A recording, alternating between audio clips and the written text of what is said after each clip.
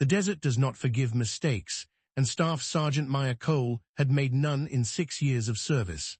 But on this morning, crouched behind a broken ridge of sun-baked rock, she understood that surviving the next 24 hours would require more than skill. It would require everything she had left to give. Maya was not supposed to be alone. Her spotter, Corporal Danny Reyes, lay 3 feet away with a wound in his shoulder that would not stop bleeding no matter how tightly she wrapped it. Their extraction had been compromised an hour before dawn, and now an entire enemy patrol was moving through the valley below, searching for the 2 American soldiers who had slipped through their perimeter the night before. Growing up in a small town outside Tucson, Maya had learned patience from her grandfather, a rancher who taught her to read wind and dust the way other children read books. She never imagined that patience would one day be the only thing standing between her and death in a valley half a world away. She thought of her daughter, 6 years old, waiting at home with a drawing taped to the refrigerator that read "Mommy, come home soon." That thought steadied her hands more than any training ever had. By mid-morning the enemy had found their trail. Maya watched through her scope as a dozen fighters spread into a search formation, moving methodically toward the ridge. She had 1 working rifle, 40 rounds, and a wounded friend who could not walk. Retreat was not an option. The nearest cover in any direction was over a mile of open ground, and Danny would not survive the exposure. She made a decision that would define the rest of her life. She would not run. She would hold the ridge until nightfall, when a rescue helicopter could risk the airspace without being seen, 12 hours away, an eternity measured in heartbeats. The first shot came at 11:40 in the morning. Maya fired once, and a fighter near the tree line dropped. The valley erupted in gunfire, dust and rock exploding around her position as the patrol scrambled for cover. She moved low along the ridge, changing positions after every shot, the way her instructors had drilled into her 100 times.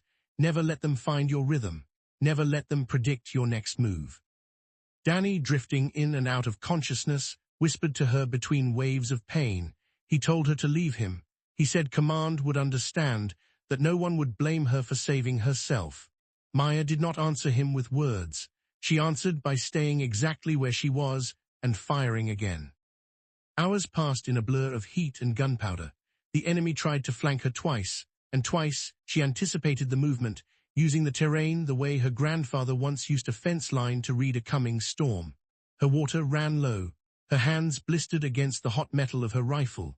Still she held the line, because somewhere behind her, a young man was counting on her not to fail. As the sun dipped toward the horizon, the enemy commander made his final push, sending nearly the entire remaining force in one coordinated assault against the ridge. Maya knew this was the moment that would decide everything. She had 11 rounds left. She closed her eyes for one breath, thought of her daughter's drawing, and opened them steady and clear. What happened next would later be described by the men who survived it as something they had never seen from a single soldier. Maya moved between 3 firing positions in under 2 minutes, using the last of her ammunition with a precision that broke the assault before it ever reached the ridge. The valley fell silent except for the wind and Danny's ragged breathing. At exactly 6:17 in the evening, the sound she had been praying for finally reached her ears. Rotor blades cutting through the darkening sky. The rescue helicopter descended into the valley as the last light faded, and 2 exhausted soldiers were lifted out of a place that had almost become their grave.